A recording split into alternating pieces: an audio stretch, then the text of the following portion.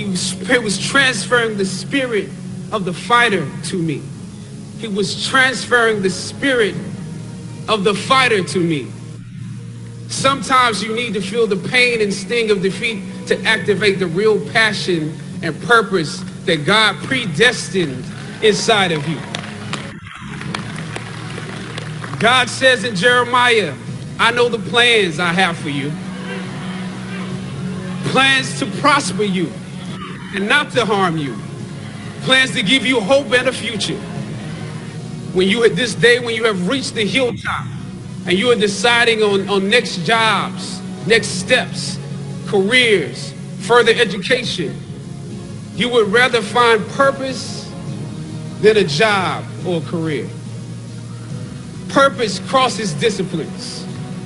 Purpose is an essential element of you. It is the reason you are on the planet at this particular time in history. Your very existence is wrapped up in the things you are here to fulfill. Whatever you choose for a career path, remember the struggles along the way are only meant to shape you for your purpose. When I dare to challenge the system that would relegate us to victims and stereotypes with no clear historical backgrounds, no hopes or talents, when I questioned that method of portrayal, a different path opened up for me. The path to my destiny. When God has something for you, it doesn't matter who stands against it.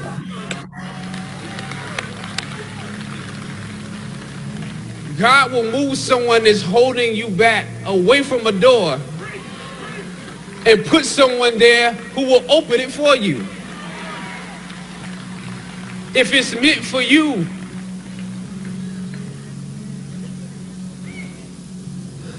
I don't know what your future is, but if you're willing to take the harder way, the more complicated one, the one with more failures at first than successes, the one that has ultimately proven to have more meaning, more victory, more glory, then you will not regret it.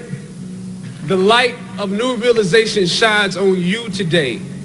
I was on a roll when I entered the system of entertainment, theater, television, and film. In my first New York audition for a professional play, I landed the lead role. From that play, I got my first agent. From that agent, I got an on-screen audition. It was a soap opera. It wasn't Third Watch. It was a soap opera on a major network. I scored that role too. I felt like Mike Tyson when he first came on the scene, knocking out opponents in the first round. With this soap opera gig, I was already promised to make six figures, more money than I had ever seen. I was feeling myself. But once I got the first script, and with soap operas, you very often get the script the night before and you shoot the whole episode in one day with little to no time to prepare. Once I saw the role I was playing, I found myself conflicted. The role wasn't necessarily stereotypical. A young man in his formative years with a violent streak pulled into the allure of gang involvement. That's somebody's real story. Never judge the characters you play. That's what we were always taught. That's the first rule of acting. And any role play, honestly, can be empowering. But I was conflicted because this role seemed to be wrapped up in assumptions about us as black folk. The writing failed to search for specificity. Plus, there was barely a glimpse of positivity or talent in the character, barely a glimpse of hope. I would have to make something out of nothing. I was conflicted. Howard had instilled in me a certain amount of pride, and for my taste, this role didn't live up to those standards. It was just my luck that after filming the first 2 episodes, execs of the show called me into their offices and told me how happy they were with my performance. They wanted me to be around for a long time. They said, if there was anything that I needed, just let them know. That was my opening. I decided to ask them some simple questions about the background of my character, questions that I felt were pertinent to the plot. Question number 1, where's my father?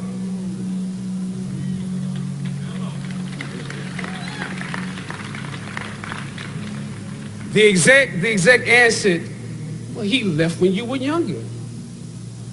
Of course. Okay. Okay. Question number 2. If in this script, it alluded to my mother not being equipped to operate as a good parent. So why exactly would my little brother and I have to go into foster care? Matter of factly, he answered, well, of course, she's on heroin. That could be real, I guess. But I didn't want to assume that's what it was. If we're around here assuming that the black characters in the show are criminals on drugs and deadbeat parents, then that would probably be stereotypical, wouldn't it? That word stereotypical lingered. One of the execs pulled out my resume and began studying it. The other exec wore a smile, trying to live up to what they had promised me only a few moments before. If there's anything you need, just let us know. She said, as you have seen, things move really fast around here. But we are more than happy to connect you with the writers if you have suggestions. Yeah, I said, that would be great. I said, because I'm just trying to do my homework on this. I didn't know if you guys had decided on all the facts, but maybe there's some things we could come up with, some talent or gift that we could build. Maybe he's really good at math or something. He has to be active. I'm doing my best not to play this character like a victim. So you went to Howard University, huh? The exec holding my resume interrupted, peeking over the pages. Yes, I said proudly. He slid my resume back in his desk and said, thank you for your concerns. We'll be watching you. I left the office. I shot the episode I had come in to shoot on that day. Probably the best one I did out of the 3 because I got what was bothering me off my chest. I was let go from that job on the next day. A phone call from my agent. They decided to go another way. The questions that I asked set the producers on guard and perhaps paved the way for a less stereotypical portrayal for the black actor that stepped into the role after me. As the scripture says, I planted the seed and Apollos watered it. But God kept growing. God kept it growing. Yet and still, when you invest in a seed, watching it grow without you, that is a bitter pill to swallow. A bitter pill. Anybody that's ever been fired knows what I'm talking about. Even if you really don't want the job, when they let you go, it's like any breakup. You act like you don't care. I didn't need that damn job anyway. I didn't need them. But when you have those moments alone, you start to wonder if there was a better way to handle it. And if you could have handled it better, maybe you could help your family. And then before you know it, you're broke. And you find yourself scraping together change just so you can ride the subway so that you can get the next job. And maybe if you could book something else, that would eclipse the feeling of doubt that's building. But it seems like you can't pay them to hire you now. My agents at the time told me it might be a while before I got a job acting on screen again. As you commit to your past, press on with pride and press on with purpose. God bless you. Now, this is your time. Good morning. We're asking if you're coming in that you could. All right. It's 10:02, and I know that we have a lot of busy students and busy panelists, participants, etc. Just wanted to, I hope that for you all that were able to watch our prelude, the words from Brother Bozeman there, powerful, powerful. And I just want to say good morning to all of you and those of you that are still coming in. This is a beautiful thing in itself. Glad to have you. This is an initiative from Alpha Phi Fraternity Incorporated, the Tuskegee area chapters of Alpha Nu Lambda and Gamma Phi. We do this yearly. This is the first time that we have done it virtually. And we're glad to have this many participants and still coming. My name is Reginald Howell. I am the advisor for the Gamma Phi chapter, which is seated at Tuskegee University, as well as the vice president of Alpha Nu Lambda chapter of Alpha Phi Fraternity Incorporated. I work at Tuskegee University as an audiovisual coordinator. I'm a resident of Tuskegee. I was not born here, but raised here. I'm a product of the Macon County school system. My mother was a teacher in the Macon County school system. So I'm no stranger to, I know we have other counties that are in, Bullock County, Lee County, all of them. I have frat brothers that work in your area or friends and extended family. So just want to welcome you all to Manhood Scholarship Career and Faith. Manhood Scholarship Career and Faith is a program that we started roughly about 7 years ago, probably about 8 years ago. And it is kind of in line or consonant with one of our national programs, which is go to high school, go to college. So stressing the importance of going to getting some kind of education beyond elementary and high school. We want to put a disclaimer on this. Some of the information that you will hear will be facts and figures and numbers and of various career choices, whether it be athletics, whether it be entertainment industry, whatever it may be. But we want to let you know that we're not discouraging you from any of those endeavors. We could be looking at the next, whoever your favorite player is in each sport, Julio Jones, Ronald Acuna Jr. in baseball, whoever your favorite player is, the next one might be on this call. That's not for any of us to say, but we just want you to kind of evaluate your whole situation as far as education and the importance of any type of training, whether it be 4-year college, two-year technical, whatever it may be. So, in saying all that, we're going to start with introductions of our panelists. Again, if you're coming in, we ask that you're muted until we will be calling on you.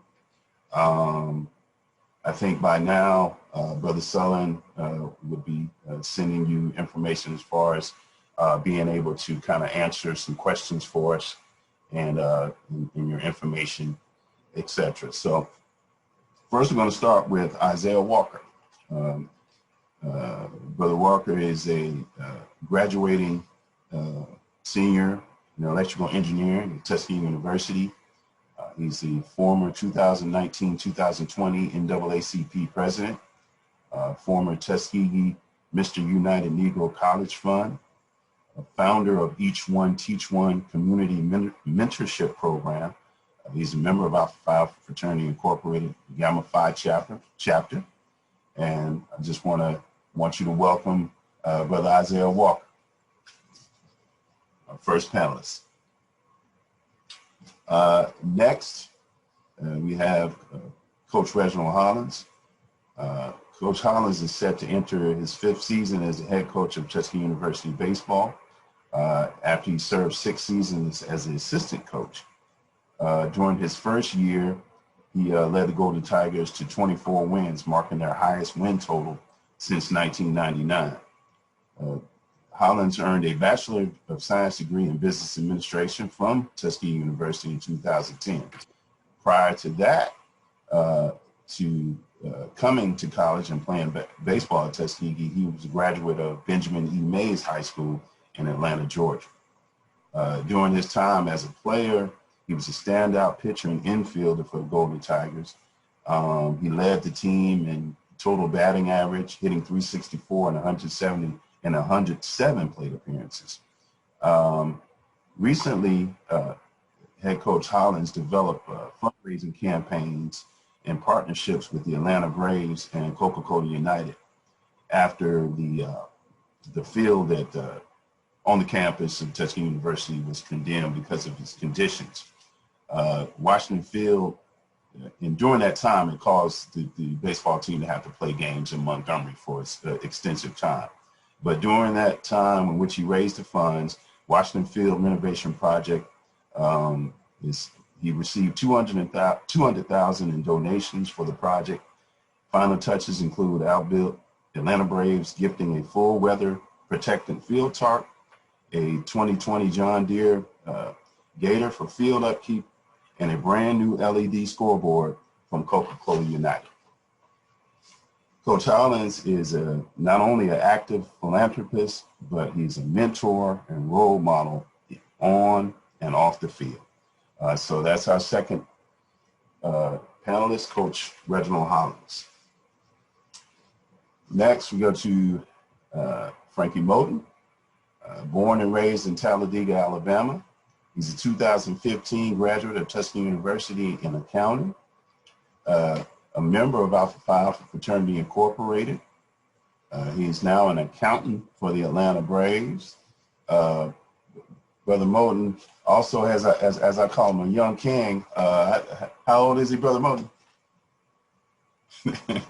1 year old, man. 1 year old. So he has a 1-year-old son as well. So that's Brother Frankie Moten.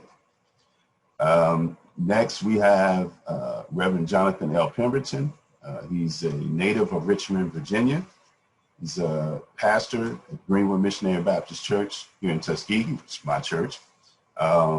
He's a 2007 and 2010 graduate of Virginia Union University, 2013 Alumni of the Year, Virginia Union. And also, he received the Outstanding Mentorship Award from Virginia Beach School System. He's a member of Alpha Phi Alpha Fraternity Incorporated, Alpha Nu Lambda chapter at this time. He's the product of Henrico County Public School System in New Kent County, Virginia.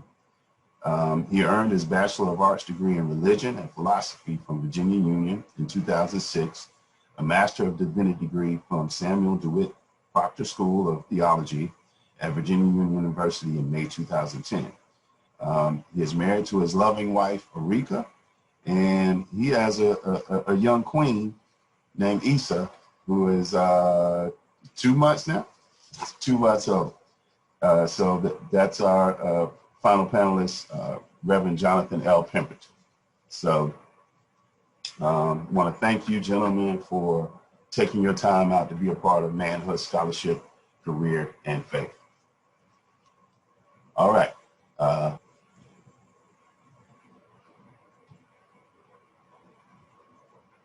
So manhood. So what I'm going to do now is ask one of our participants that has the manhood topic. Could you give us what is manhood? And with this, we're not testing you. There's no right or wrong answer. Just how you feel. What do you feel is manhood? What is manhood?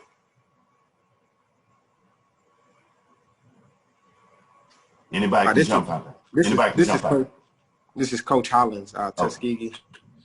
Hello to everyone. And first off, thank you for allowing this opportunity to be here. But just a little bit about manhood for me. I think it's the process or transition from your childhood phase to your adulthood phase. And key things for me in my manhood is just having a relationship and humility before God. And also transitioning to being a provider, a protector, and a leader for your future family or your family that exists. And then also the largest thing for me when it comes to manhood is being a giver and a server to society, to the community. And I think those things pretty much sum up what I feel manhood is. And as I know there are different variations of what manhood can be, but I think that process, you know, from your childhood to adulthood really explains it. Process between childhood and manhood. We have. I want to get one of our some of our students, our young male students. Brother Hal, let me offer a little bit of encouragement. I see a lot of my boys here from Bullitt County. Okay. And we usually have to encourage them a little bit. Hey, y'all, y'all are 8th graders, teenagers, and the next step after being a teenager is developing into a man. I know a lot of y'all like to talk during my class. So I'm going to do like I normally do and ask y'all to participate for me and show them, you know, what you guys have. So click on and let them know what y'all feel like, you know, your steps are for manhood coming up, because pretty soon you guys are going to be men. You know, once you leave the middle school and you go to high school, there are some things that people are going to be expecting to see you change in, you know, things you do. So log on and say something. There's no wrong answer. You know, I always encourage y'all to use your brain. There's no such, your opinion is never a wrong answer. So go ahead and do like you do if it was just me and you, and talk to these fellas and let them know what you think. I'll start calling out your names if I need to. Avery. Sounds good, brother. Don't make me call you out. Even though I'm not from Bullitt County, I'm from Booker T. Washington High School. I would like to answer the question. What is manhood to us? That's correct. There's no right or wrong answer. I think manhood is the transition, as one of them said, that going away from our childish ways to becoming a man, you know, providing for your family, doing what's right. Sometimes being a man can be hard. Sometimes you gotta let things go. Some things you gotta give up, but it's all for the better because you're making yourself stronger and you're helping those around you. That's good. That's good. Anyone else? I would like to answer the question too. I'm also from Booker T. Washington High School. Okay. My name is Greg Smith, and manhood to me is the process from where, as in they previously stated, from where you transition from being a child into being a man, which also comes with different responsibilities that you may take on. And sometimes we all don't have the answer, and as a man, it is our responsibility to lead our family and protect them. So even when we don't have the answer, we have to be strong for the family and be that kind of cornerstone and lead our family and, you know, stand in the way to make sure no harm, no danger comes to them, and that we provide and do everything that we need to do to make sure that our family stays safe. Okay. Do we have one more, perhaps? Manhood? Okay. Well, Brother Sullivan, make sure you make a note of young Mrs. Stafford and Mrs. Smith, so we can get them something special, send them something special. This is for being the first two to kind of jump out there. If we could do that. I got you. Yeah. Thank you, fellas, for doing so. Again, no right or wrong answer. As far as manhood, okay. Now, if you're looking for a, I guess, textbook definition, the state or period of being a man rather than a child. The state or period of being a man rather than a child. And I think Coach Hollins kind of, well, all of you, touched on parts of that definition. And so I'm going to go to the panel and let them kind of, so basically, what does manhood mean to you? What does manhood? Well, we have a raised hand, but going to the panel, and any of you can chime in. What does manhood mean to you? I know Coach Hollins has already chimed in. It's a period for me, Brother Howell, of a period of transition. It's a period where, like some of the other brothers have already said, it's a period in which you leave those childish ways and make that turn to going into knowing what it means to be a man, taking on new responsibility. Your lens, your eyes, they definitely change. Manhood is being able, in my own opinion, to step into something brand new. You see things completely different. The level of responsibility is completely different. Okay. Yeah. Okay. Yeah, I think we need to put transition in parentheses by manhood, because I think that's been the kind of the theme from everyone that's kind of chimed in. Any other panelists want to weigh in on what does manhood mean to you? Yeah, I'll speak on that. This is Frankie. As we're talking about transition, I think what that looks like for me is just developing a better discernment. And discernment is just a fancy word of making better decisions, you know, listening to yourself more so when you're making your decisions versus listening to outside people. I know oftentimes a lot of you guys are in high school, so whether you know it or not, a lot of your influence is coming from the people that's around you, your peers. You're paying attention to trends, you're paying attention to what people are wearing, you know, and you heavily influenced by that, whether you know it or not.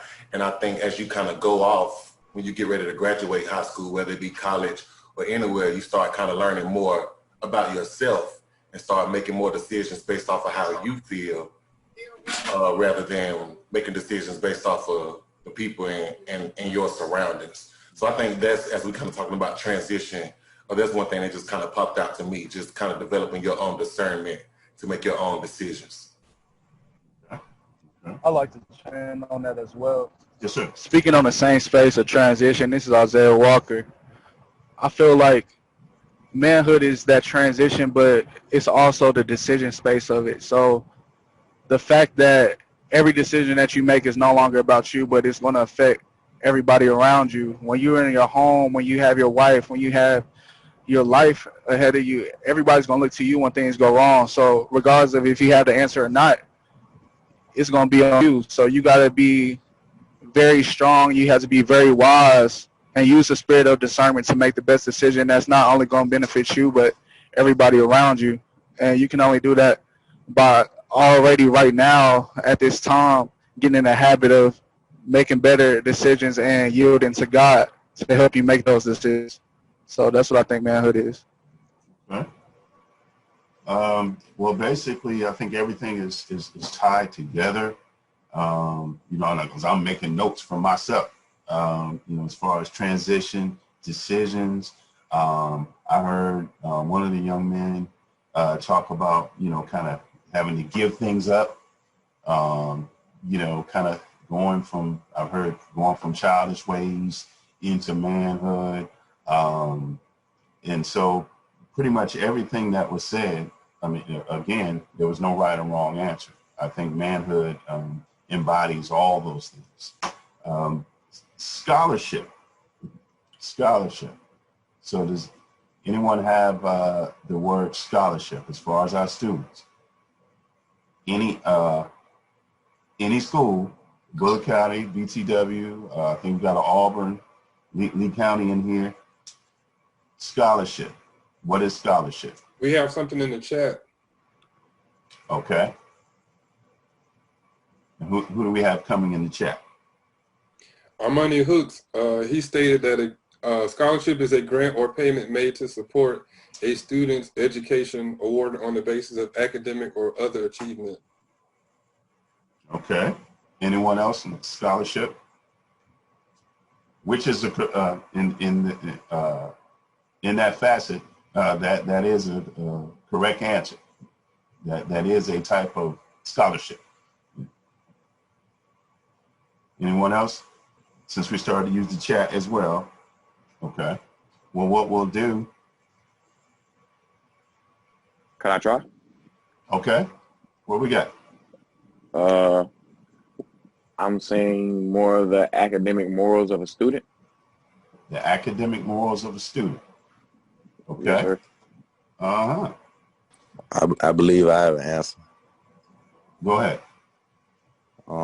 I say a scholarship is like a grant/reward funded to a student in regards to their academic.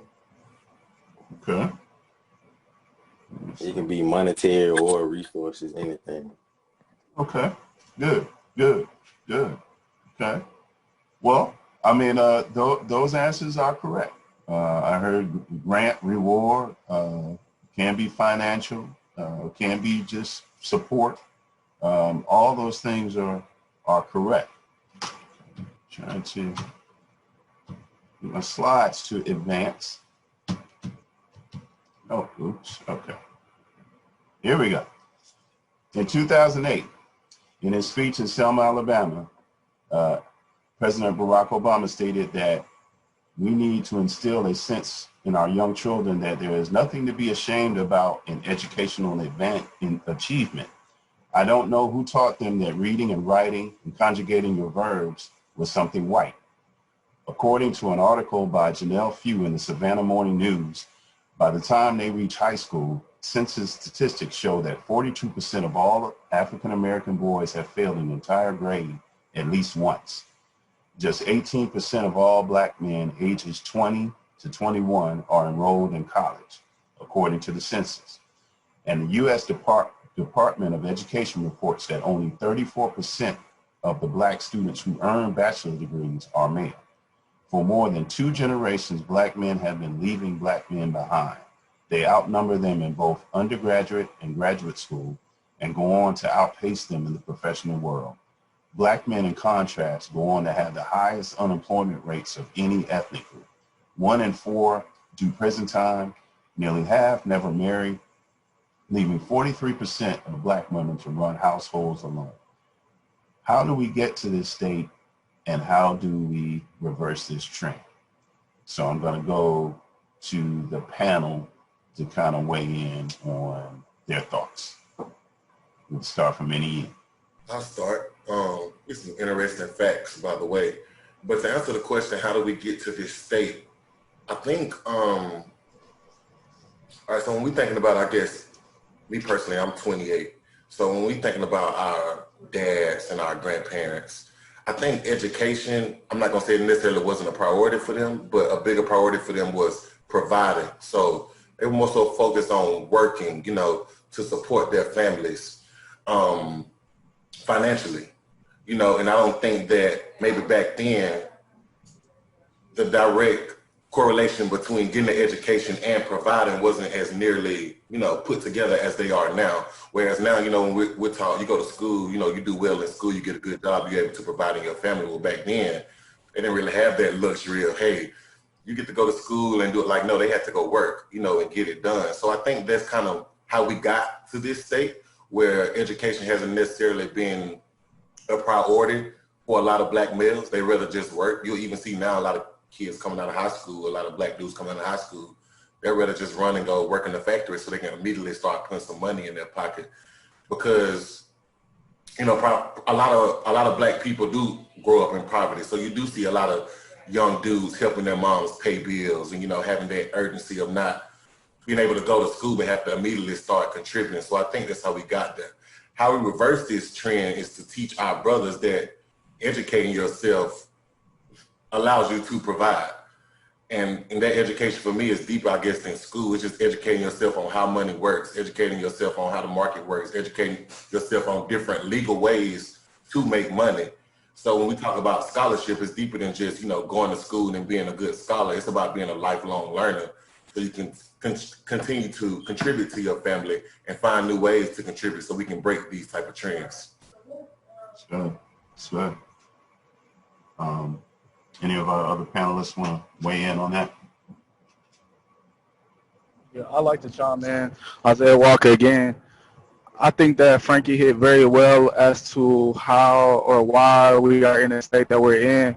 But I think to reverse it, I think it comes back to like the foundation of our houses and our community, the foundation of the dynamic or the mindset outlook on education that we have nowadays. It's completely different.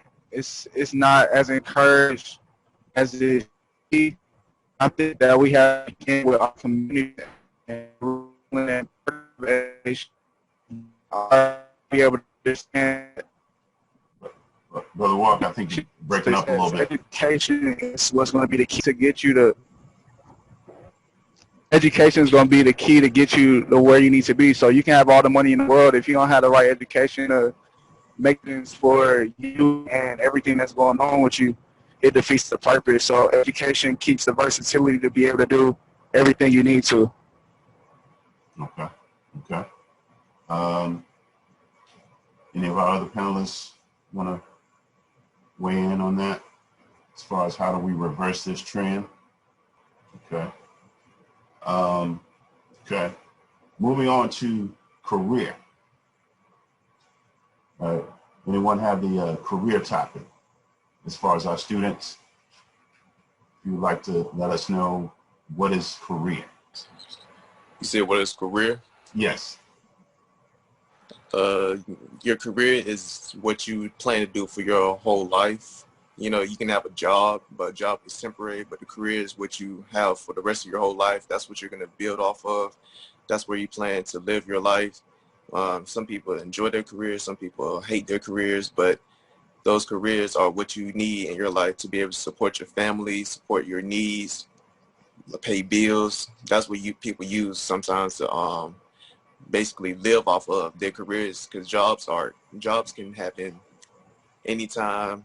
You can leave one, you can go somewhere else, but careers is what stays forever, and that's where you stay put. That's good. That's good. Anyone? Go ahead. I'd like to add on to what he said. As a careers are what we go to college for. And, you know, for those of us who do go to college, because college is not for everybody, but careers are what we try and prepare for from K through 12 in grade school, and what we go on to major in college for. And like he said, jobs are temporary, but careers are something that you're going to do for the rest of your life. It's best for you to enjoy your career, because you don't want to wake up every day doing the same thing, being dreadful, like, oh, I just really don't like doing this. A career is something that you're supposed to enjoy. It's not even supposed to feel like you're going to work, but more or less getting up every day, going to do something that you enjoy and that you love. That's also providing for you and your family. Wow, that's good. Yeah. I'm trying to figure out. I mean, I know when I was in school, I was like really competitive with other schools, and like Booker T. Washington High School in Tuskegee is like dominating right now. It could just be me, but thank you, Mr. Stafford and Mr. Smith, for your participation thus far. And both of those answers are correct. Do we have any other students that would like to chime in on what is career? Okay. Career.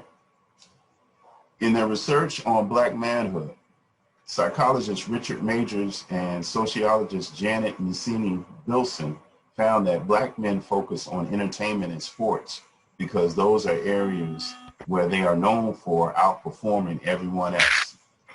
Many young Black men devote themselves to writing complex rhymes, developing beats that will attract attention and make them rich, famous rap musicians. This genre has captured the cultural identity interests of Black males and has pretty much taken over their lives, said Edmund Gordon, professor emeritus at Yale and Columbia Universities. It's a preoccupation. So I think this is a two-part question, but A, do you think the media, music, television industry are to blame for this mindset?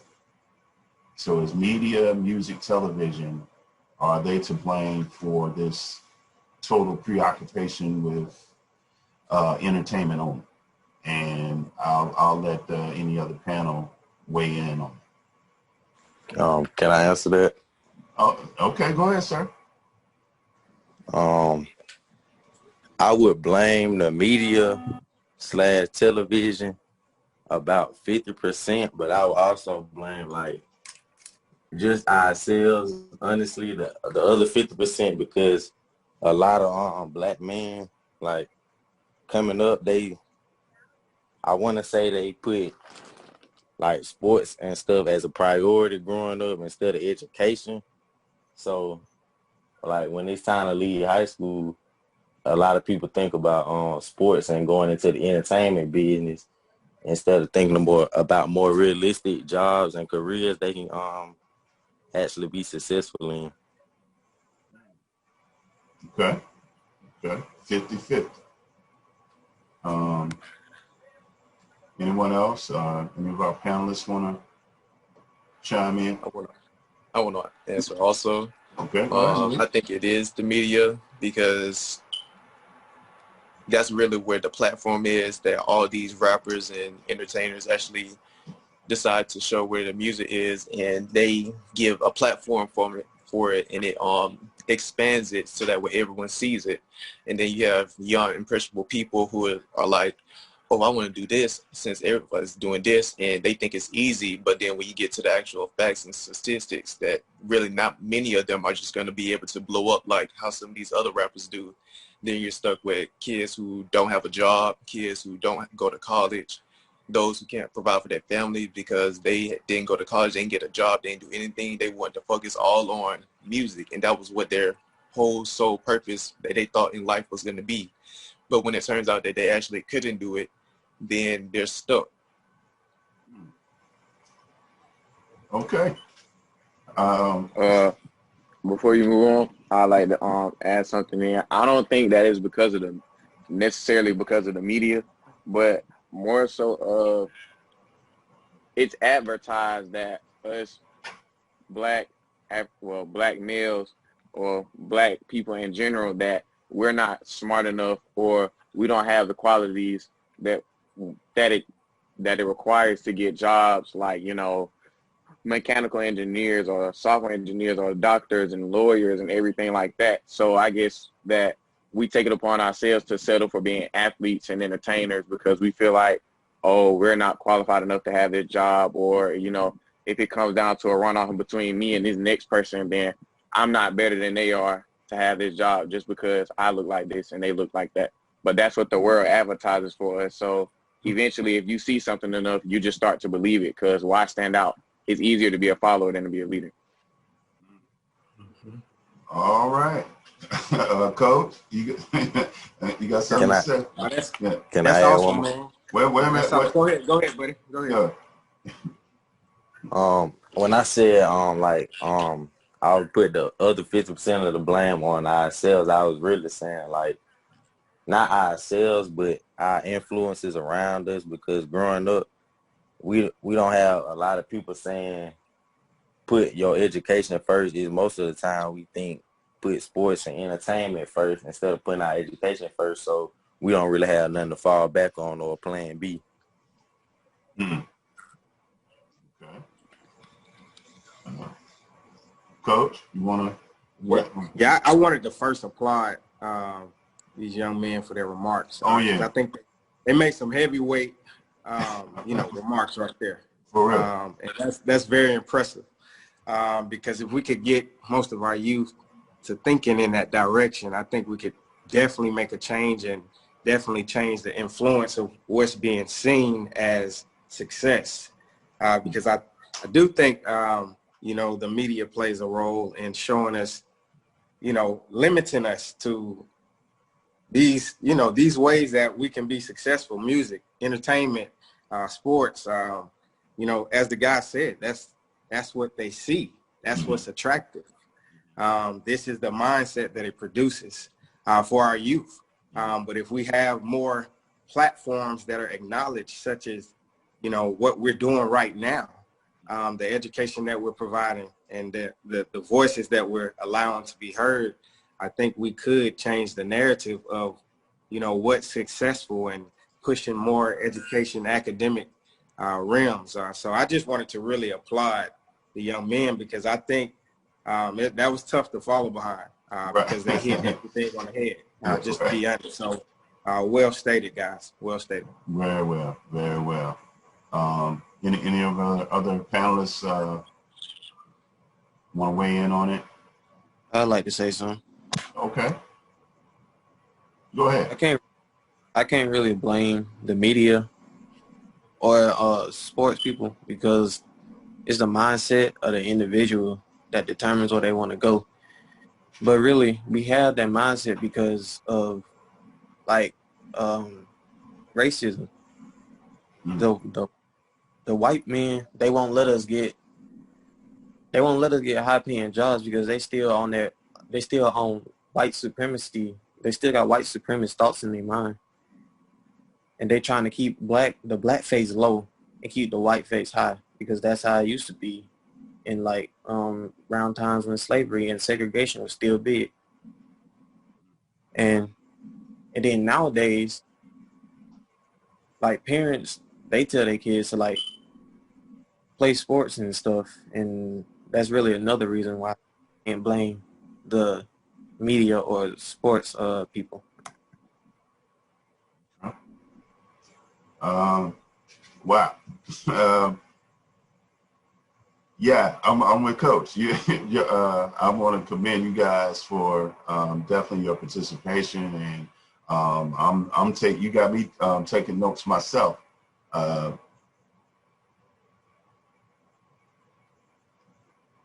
Okay.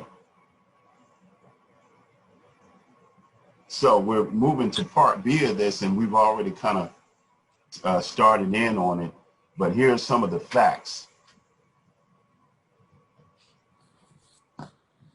You got men's basketball, less than 1 in 35, or approximately 3.1% of high school senior boys playing interscholastic basketball will go on to play men's basketball at an NCAA member institution. 3.1% senior high school players, less than 1 in 35, end up on teams in college. 1.2% senior basketball players in college, 1 in 75, are drafted by an NBA team. 0.03% of high school basketball players, 3 in 10,000, will eventually be drafted by an NBA team. Then you move to football, 6% of high school seniors, 1 in 16, will play football in college.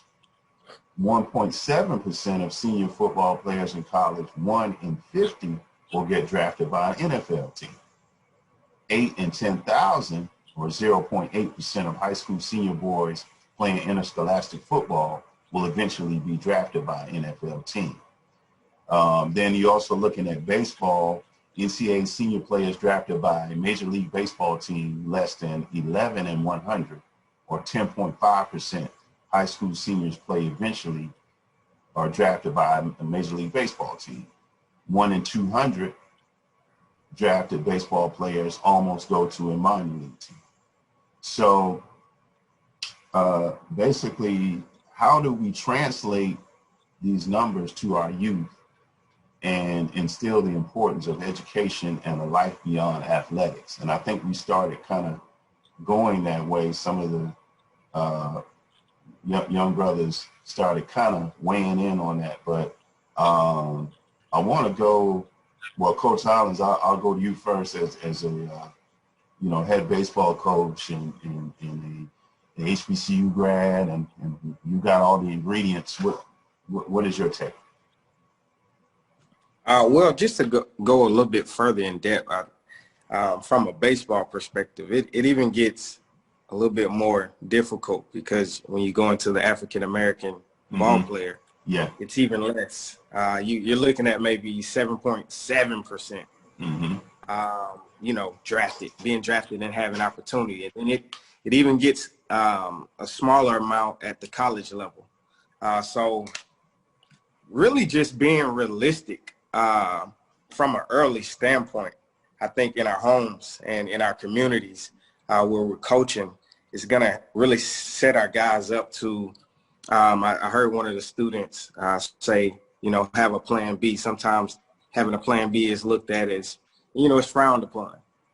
So if we can really just be realistic in these numbers and get these numbers out at an earlier age and really explain the details of how tough it is, how small of a margin of a number it is in our U.S. population that make it to these professional ranks, I think our kids will now understand that we have to gear more towards towards our higher education, towards college. And I just think it's really the information. It's lack of knowledge, because we see it every day. So our mindset is, hey, this is what I want. This is what's attractive. you know, this is what I want to go towards, but there's no reality that's set into our kids early, our youth early, of how tough it really is to penetrate that, and how, you know, we have to overcome a lot of odds just to get there. So, you know, college track is doable as well, because you can get drafted from a college track, you know, in all of our major sports. So I think it's just the knowledge early on for our youth that will really help to change the narrative, and for them to really see how important that education is, you know, beyond the sports aspect. Okay. Okay. Any of our other panelists want to chime in on that? I want to piggyback on what Coach said. I think there's some great information for us, for sure, to present this to kids while they're younger. But as the kids, we got to also teach them, you know, if you really, really want to play basketball, if you really want to play football and baseball, don't let these statistics stop you from working to get it done. I think a lot of the reasons these statistics are the way they are because less than 1 in 35 is putting in the work to get it done. You know, of course, as Black people, we got natural talent. We have natural athletic abilities, and I feel like we realize a lot of those when we're young. But we often let our talent overshadow our work ethic. You know, if you want to be a good basketball player, a good football player, you can be good. But if you want to be great, you want to get to the league, you got to put the work in. You got to be in that gym. And they go for anything that you're doing, whether you're going to college or anywhere. You're not going to get anywhere if you're not putting in the work. And I think that's one thing that's kind of not communicated to our kids. They just look at talent. They go watch the NBA. They see LeBron doing this. But they're not paying attention to LeBron in the weight room. They're not seeing what LeBron doing after the games and before the games, and getting themselves prepared for those moments. So I feel like a lot of these statistics are the way they are because these percentage of the people are putting in that work. You know, I feel like we all come from similar communities. We all played basketball and football with some guys that we think could have went pro, but they didn't put in the work. They didn't want to leave the streets alone. You know, their priorities weren't correct. So as we go back to talking about manhood and that transition and making those better decisions, you have to be disciplined to get what you want. And they go for any field that you want to get in. So for any guy that's on this call who's interested in playing sports at a higher level, don't let these statistics, you know, stop you, but let it fuel you. You know, you got to be in that certain percentage to get it done. Like everybody not getting there because everybody not putting in their work. So if you want to get there, it comes with the work, man. That's anything. Nothing will work unless you do. That's right. I agree 100% with what Frankie just now said, that we have to start teaching our young brothers what it means to have a strong work ethic in their lives. We see LeBron, we see him on the basketball court doing all that he's doing. But like you said, there's a process in all of that. There's some things behind the door that he has to, behind closed doors that he has to do that we don't get to see. And that's across the board, scholarship, your career, all of that stuff. We have to instill in our young brothers a strong work ethic. Strong work ethic is in sports, it's in scholarship, whatever you're doing in your life. If you're a janitor, you know, have a strong work ethic even in that. Well, you know, both of you, Brother Mo and Brother Pemberton, you kind of touched on something. The reason why, if you look at the slide, the last 3 photos of your football, basketball, and football again are 3 individuals who were either from here or they went to school at Tuskegee. And again, if you look at the middle, the basketball player there, that was Bobby Ray Fields, who was the last person from this community to be drafted into the NBA. And so Bobby, and going back to what Frankie said, Bobby was the last man off the bench in high school, the state championship team, the last man off the bench in junk time.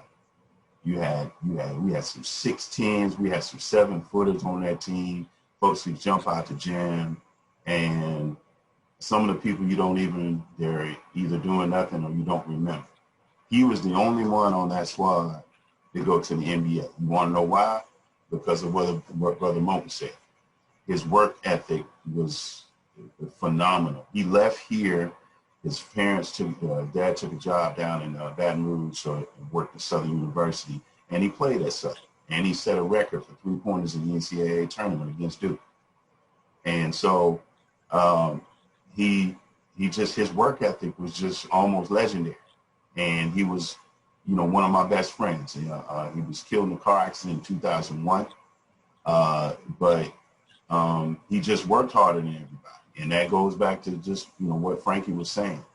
Any of you on this call that have those aspirations, whether it be football, baseball, basketball, accounting, engineering, whatever it is, it takes a work ethic. Because the fact is, you're right, media, there's so many things that come to us so quickly. You got your blogs, your YouTube channels, your highlight reels, all your social media. And so all you see is the big dump, the big, somebody shook somebody out of the socks, and that's it. And you feel like, okay, well, I can do that. I can go to sleep and wake up at 3 o'clock and eat some cereal and go out there and do it. But no, you don't know what those guys are doing prior to that game or whatever it is to get to that point.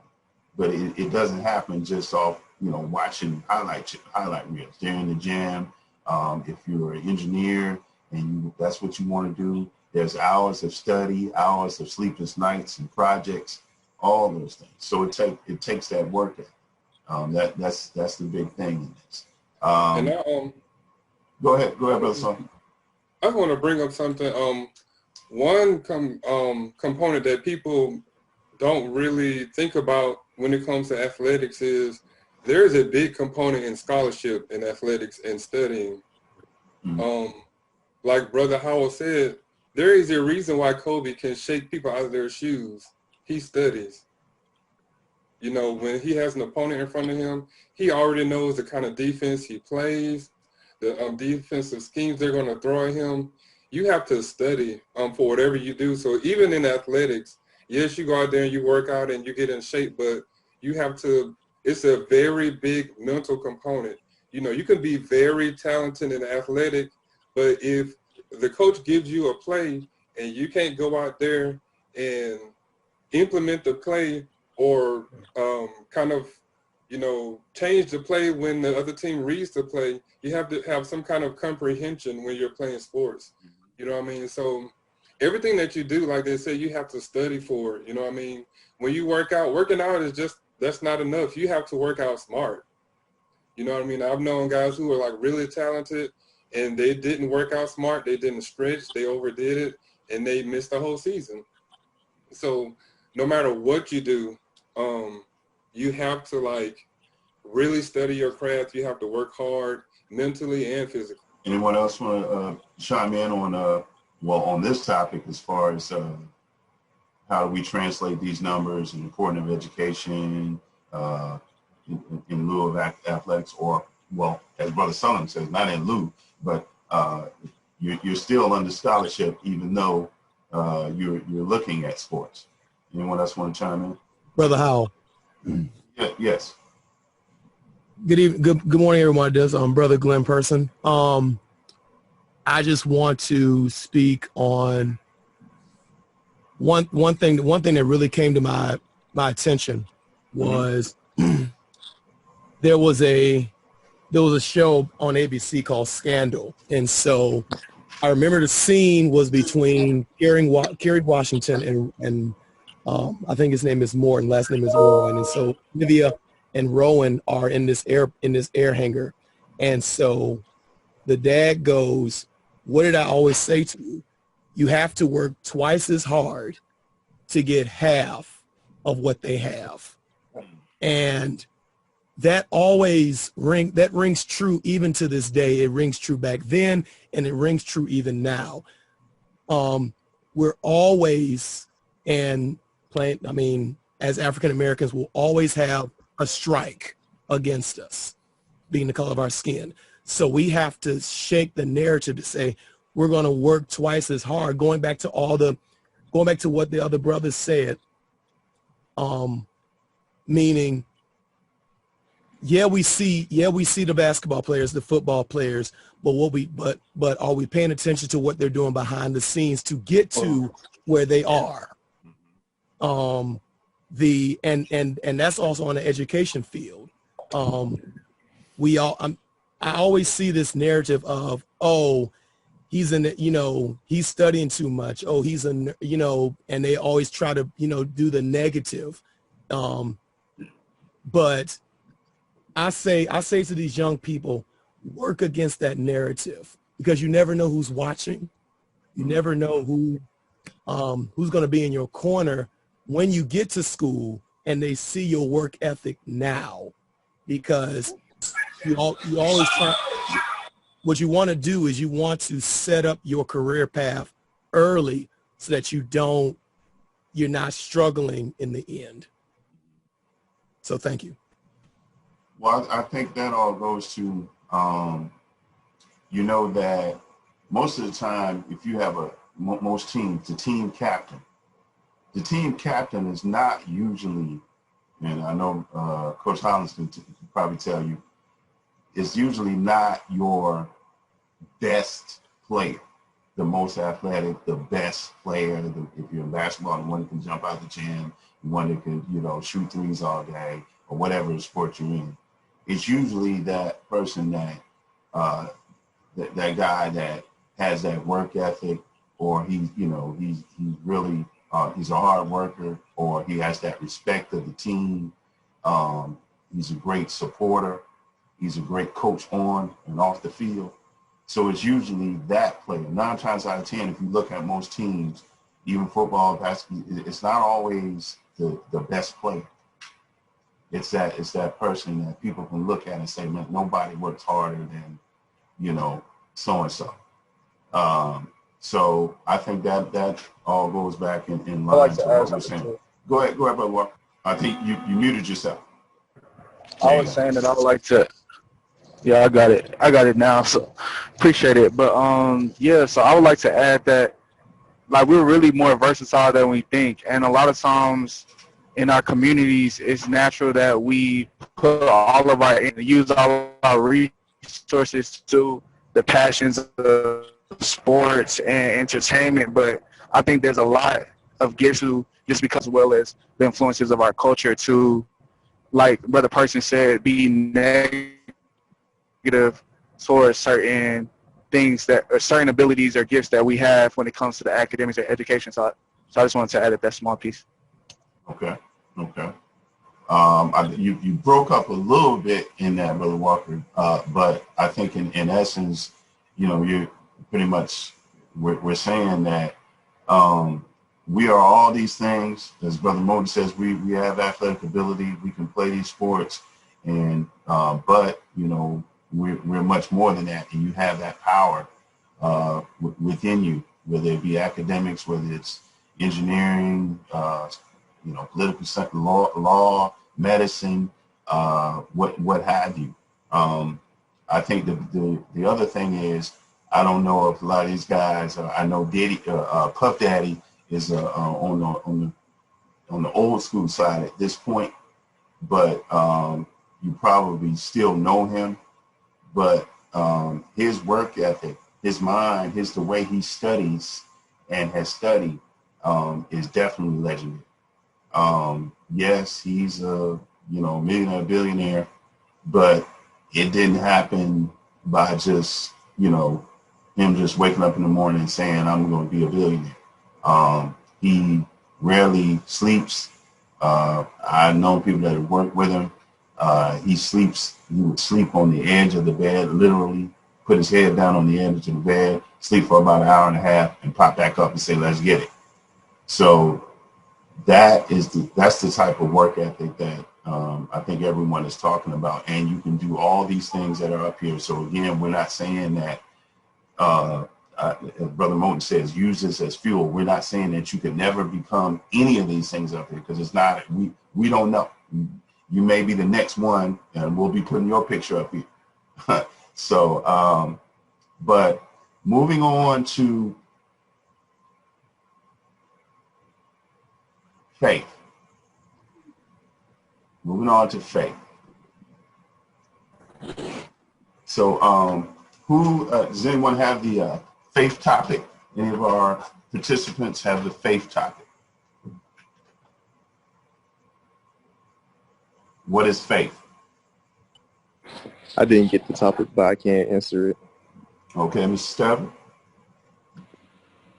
Faith is many of things. Some people have different religions. Some people have different practices, but basis of faith is something that you believe in without there being actual proof of what you're believing in. Me, myself, I believe, well, I'm a Christian and I believe in God. Other people might believe in different religions, but we all have that same faith of believing what we believe in without knowing, hey, is this true or not? Okay. Anyone else? Faith. You go ahead. Well, faith in my book is my emotional strength and my spiritual strength. Kind of like determination, but I have to put like I put that faith in God, so that like, because I know no matter how hard I can try as hard as I want to, and even I'm gonna keep trying because I got that faith, that determination to keep pushing, and that's really how I am. Keep pushing. Okay. Anyone else? I think Malcolm. I would like to Yes. piggyback. I believe faith is like intuition, like something that you, like Malik said, you don't know if it's true or not, but you can feel it within yourself, and you have the hope that it'll come true and everything will work out in your favor. I think I saw someone else unmute themselves. I'll go. Or never mind, you go first. Okay. You go ahead. All right. So basically, I just believe that faith is just that sixth sense that you have, and like that assurance that you have in your, like, within yourself, because basically it just gives you more confidence and like going forward in life, because some people get discouraged like real fast, and people who have a certain faith, they are taught to just keep pushing and put your faith in God, and you'll get, you'll get somewhere in life. But like, that's basically what I think it is. Just Reassurance. Okay. I like to go to wrap up everything that they said. Faith to me is the complete trust, or having total confidence in something, not only relating to our Lord and Savior Jesus Christ, but in anything. Like, you can have complete faith in yourself or complete faith in your parents, but faith is, like I said, completely trusting in something. Like, faith can take you a long way in life, and I mean, you having faith in yourself and definitely having faith in God that He'll always come through, that'll get you way farther in life than any promise that any mere human or trusting in somebody else can make. Even though trusting in people is not bad, but you can't always count on people like you can count on God.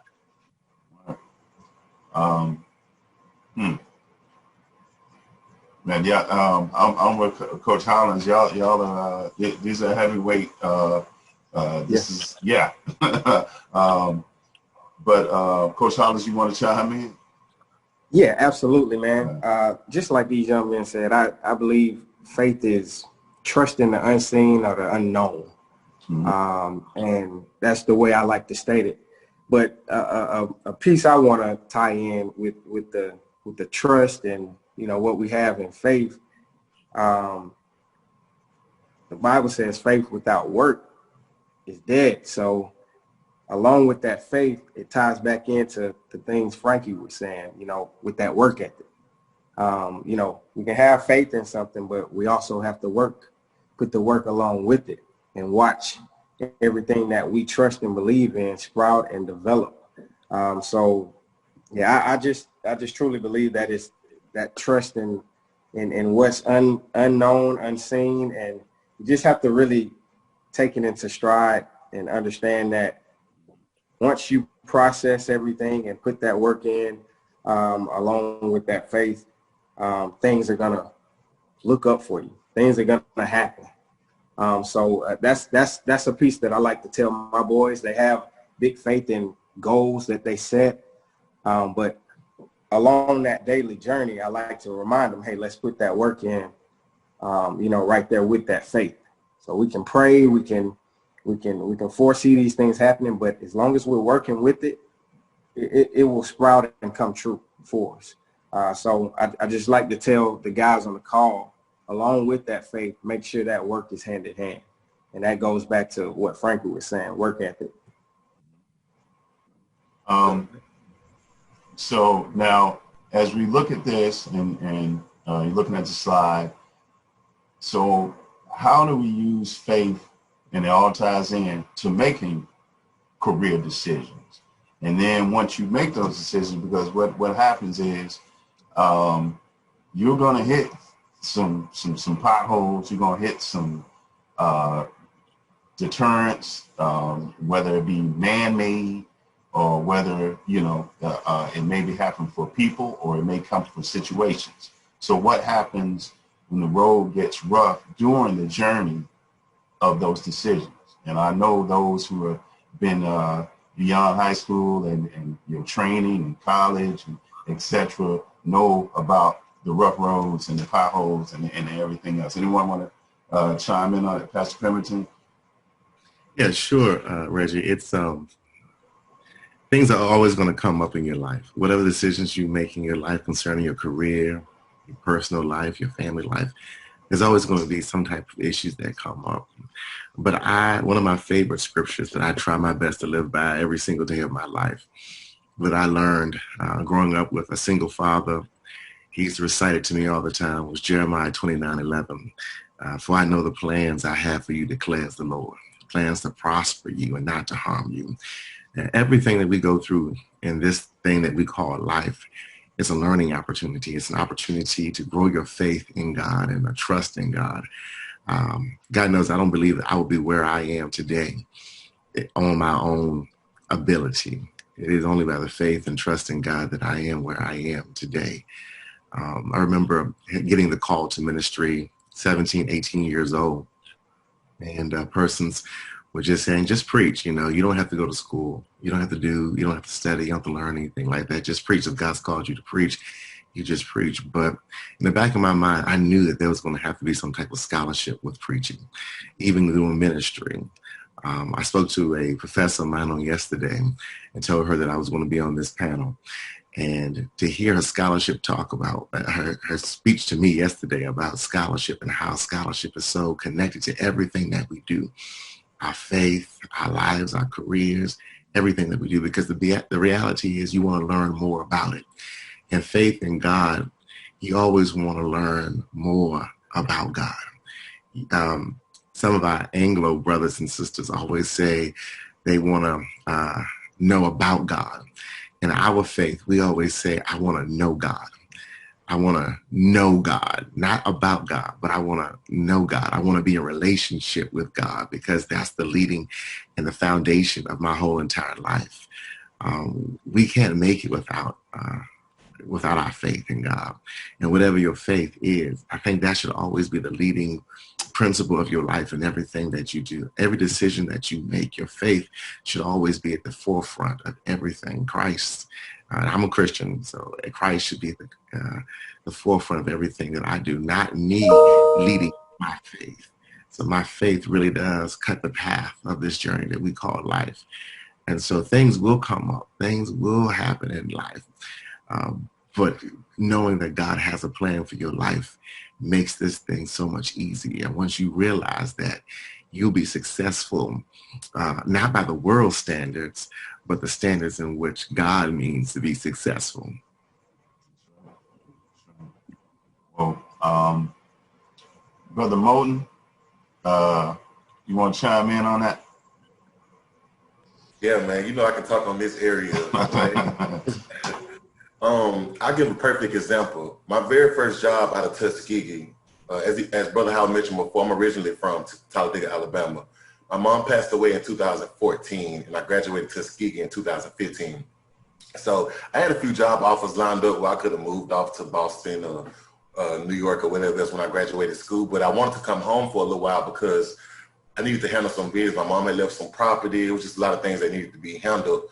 So I chose to go home, you know, for a little while after I graduated to handle my business. While I was home, I got an accounting position at Talladega College, which is another HBCU.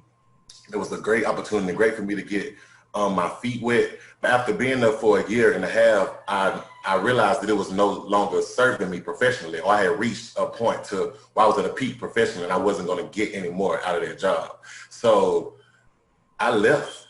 Like I put in a 2-week notice after a year and a half without having no other full-time job set up. And, you know, I guess to the human eye, that would look crazy, you know. But for me, when I think about faith, you know, and as I've grown in my spirituality, God is deeper than me now than just a mystical creature that you just pray to in the air. You know, I feel like God is like truly within me, and my faith has grown to a point where I feel like he's given me the tools that I need to survive in anything, you know, and that's where my faith comes from. That's what kind of builds up that confidence, you know, that the brother had spoke about earlier when he started talking about faith, the confidence for you to do things, or the confidence for you to make decisions that won't necessarily look correct to the outer eye. So I left that job and I didn't have anything else. I started working part-time at the mall as I was looking for other jobs just to kind of move more professionally, but I didn't have anything else. And I think it was maybe like another 2 months before I got another full-time job. But I think that's one of the best decisions that I ever made, was leaving that job to look for more, because I knew within inside myself that, you know, I needed more, I wanted more, and that I could get more. I knew more was out there to get. And now that's led me now to where I'm accounting for the Atlanta Braves. And, you know, and if I would have never left that first job, if I would have stayed comfortable and stayed there and was doing what was comfortable and feasible for me at that moment, who's to say I wouldn't still be there, you know, still in Talladega, still working in that office and not exploring the other opportunities that was out there in the world. And I know a lot of people who probably can relate, maybe not necessarily some of you guys, but maybe some of your parents who maybe lost their jobs when COVID came and things like that. And if you're not grounded in something, then you can really get lost in this world. That's why if I come across people, I believe in Jesus and I seek God through Jesus as well, and I'm a Christian, but there's a lot of people who believe in other things, and I'm not the type of person who would ever try to stop someone and believe in what they believe in, because some people don't believe anything. They have faith in nothing. And when situations like this come apart, it'll just tear them to shreds. You know, they lose their job, they lose everything. So if you're not grounded in something, then you won't know your self-worth. You won't know what you're capable of, and you'll be scared to take opportunities. You know, the Atlanta Braves role was big for me, and I didn't necessarily even have at that point, I think I had maybe 2.5 years of experience, but for some people, it would scare them to even try for a role that big, you know, because they're not confident in themselves. They don't have any type of faith, you know, but me just knowing who God is and who God is to me and what God is capable of and what God has equipped me with, it gives me that confidence to step into those roles, to apply for things that I may not necessarily be qualified for, but not to be cliche. But there's an old saying that says God doesn't call the qualified, he qualifies the call. So if something is meant for you and you truly believe that, and you truly believe that God has given you everything within you to fit into those roles, I feel like it would be easier for you to live your life, even when adversity and all these type of situations come about. You know, if you know who's within you, it'll make you easier to struggle world that's constantly trying to tear you apart. Oh yeah. Any other panelists, Brother Walker? Anyone want to chime in? Yeah, I definitely want to chime in. First of all, it's a lot of power being shared this morning, and I think that everybody's perspective is very, very helpful, and you can really take a lot from this discussion. But moving on to the faith aspect, I feel like, as Frankie was saying, like the foundation, like when you're facing adversity or really any test, any storm, the foundation of what you're going to believe in is what's going to really be your reality. That's really what's going to matter when it comes down to it. So really nature on the inside of whatever the situation looks like, regardless of whatever you're going through, you being aware and never really giving up on the belief of just being focused on the reality that what God has for you, because that's always a lot bigger than what we can see, because we're limited based to based off of our abilities and based off of the situations that we're handed. But we often lose sight of the most important thing, which is seeing and believing in God to get us to a place that we wouldn't be able to see unless we get connected to Him. So I just think it's all been very, very powerful, and the faith is one of the biggest aspects of it all.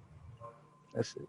Right. I mean, I know for me, and you guys have, I want to agree with Brother Walker. There is definitely a lot of power that's being shared this morning, and especially on this subject, which is the most important, that ties everything together.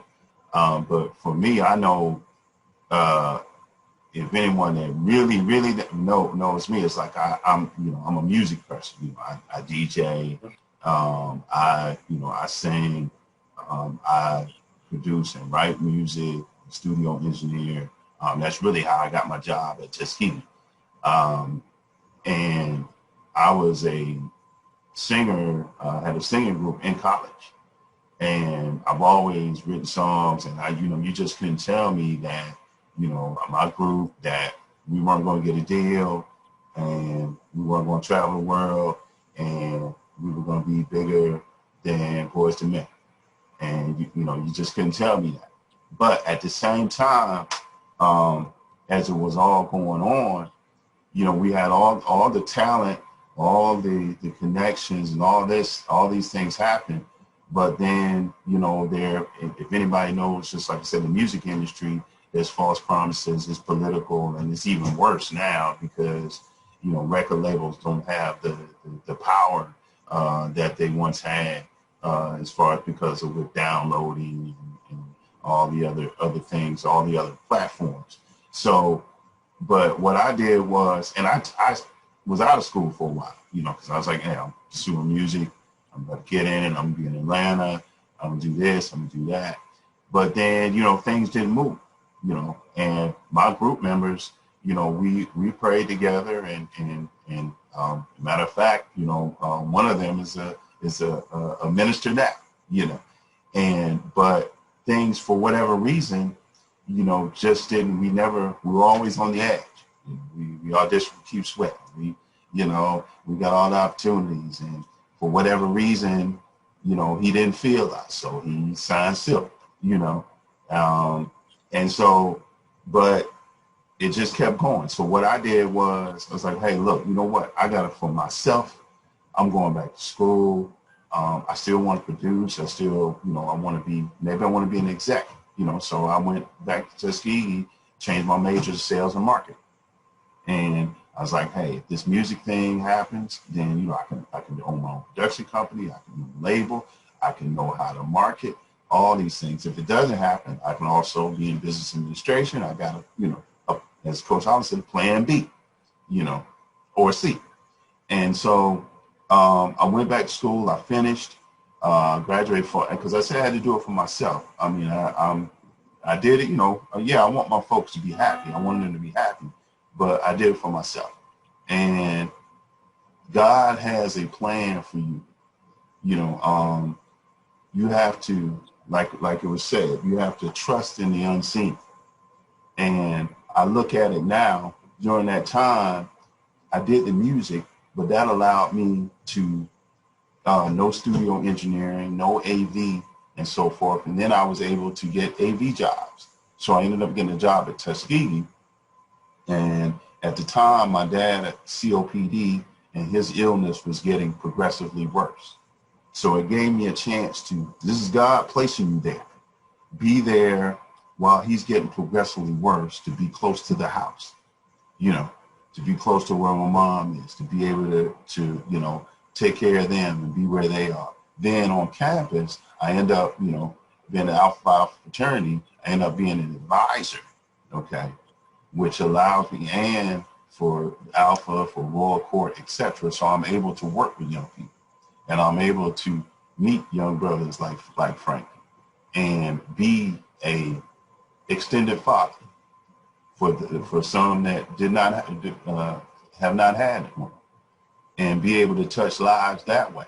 And just thinking about seeing those lives, like a brother Moten, seeing him go through the things that he had to go through, and to see him where he is now, and being his own father, you know, of a son, you know, and so that's how faith works. That's how God works.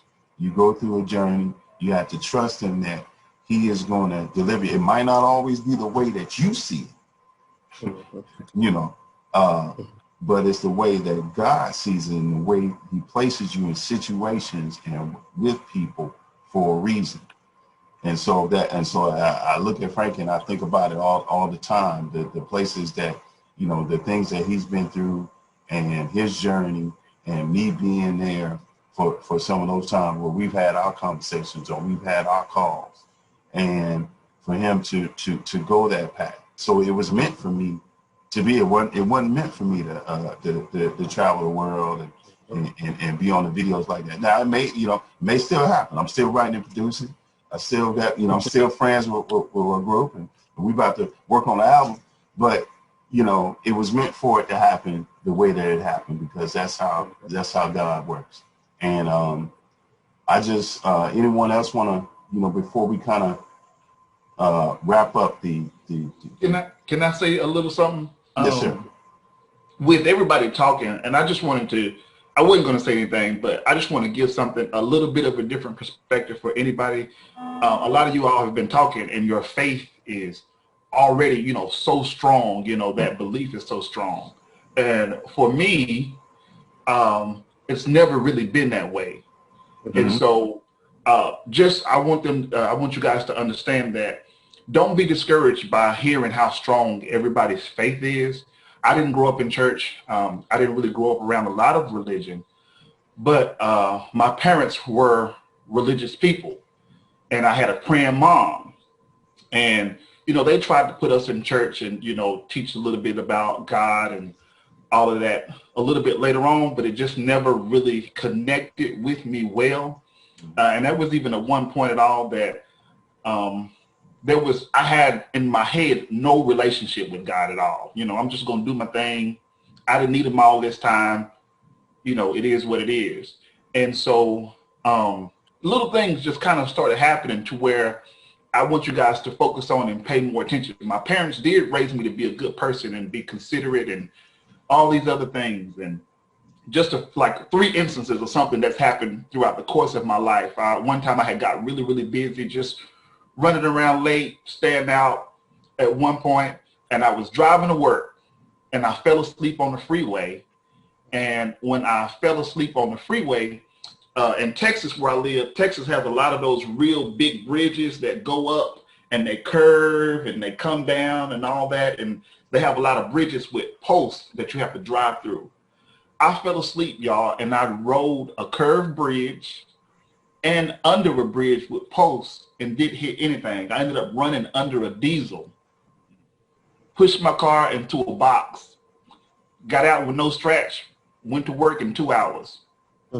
Nothing happened. I rode under a bridge, rode over a bridge that curved, sleep. I don't remember any of it. And so, I started considering that. Went to college when I was 27. After that, after my first year, I didn't have enough money to go to Tuskegee anymore. I couldn't pay off my balance for the first year. I couldn't afford it for the second year. And I was working at the hospital in Opelika. When the school called me that summer after the first year of school, and I knew they was going to tell me that, my dream for my college degree was over. And I had taken care of a patient. And at some point, I had to have talked to him about school. They called Tuskegee University, paid off my entire freshman balance, and paid for my entire next following year of school. She told the school not to tell them who I was. She didn't want me to know who she was. But she said that, my story was appealing to her and it touched her heart, and I took really, really good care of her, and I had a good heart. And that's how I was able to finish school. I had somebody that I don't even know to this day pay for school. And then with teaching, you know, I came to Bullitt County 3 years ago. I'm not a teacher. I got fired after my first year because I didn't do what I was supposed to do, you know, to stay there with you guys. And then that summer, Bullitt County called me out of the blue and said, you did such a good job teaching. We've created a position for you, and it's 4 years, and you don't have to do the stuff that you're supposed to do. And we're only going to do this position if you come back and teach at our school. Wow. And even with that first thing going on, although I didn't have such strong faith as the other gentlemen were speaking, God was drawing attention to him. He was like, you ain't talking to me. You don't pray. You don't believe in me that much. You know, I know you don't. But he just kept showing me a bunch of little things. And I actually have a brother who's an ordained pastor. And one time I called him and had a talk about stuff. And he said, you know, a lot of the things that people don't remember to mention to people who struggle with faith is, yeah, your actions are important, but God is also going to look at your heart. So be sure that, you know, when you're doing things that you have the right frame of mind, your heart is in the right place. We all make mistakes. So your actions may show something different, but don't ever let that think that because you did this, God will never be there for you. So make those decisions and make these choices for your life with faith and with, you know, the right intentions, you know, that malicious intent, get rid of all that and just keep that. And, you know, you'll pray. I pray more than I ever did. You know, I do stuff that I felt like I could never do because I would never be heard. But God is such a faithful God that he continued to look after me. And I know it. I know he did. And my mom took credit for that. She said, oh, you know, it happened because you got a praying mother. But I know because I still had a little bit of faith. And though it's not as strong as you hear it, just hold on to that, because that's just the idea behind God. Is just he's just that great that even if you care about him a little bit, those things, good things, can still happen with the right intent. And that's it. Well, Brother Walker, I'm glad you shared that with the group. I just want to let you know, I think I can speak for all the panelists and all those that have chimed in. This faith didn't just appear. You know, we all had you know, times where on the, like I was telling you, that journey that we're questioning and we're, you know, not sure what's going to happen. So it's one of those things where, like you said, it's the little things and things that go on that God does that, you know, kind of, it's like working out. It's like, you know, sometimes that 1 or 2 push-ups don't do it. You know, it's the constant repetition, and you're learning more, and you're going on that journey. You might have the hiccups and those things that grows your faith. You know, so we those who spoke, I know for sure, we all, you know, had those times where, you know, we weren't sure, you know, and so, but I definitely want to right now, before we wrap up, any of our participants that are here on the call, if they would like to ask any of our panelists anything, you got all this wealth of knowledge and of experience with our panel. You got a future engineer here, accountant, a pastor, a baseball coach, others. If you have any questions, and there is no stupid question or you know, silly question or what have you, if you have a question for any of our panelists right now. Yes, I have a question. Go ahead. So, you know how when you finish all of your years in college, maybe you get your bachelor's and like your doctorate and PhD and all that. What do you do like right after you get out? Like, because after you get all your diplomas and certificates and everything like that, what do you do like right after you get out of college?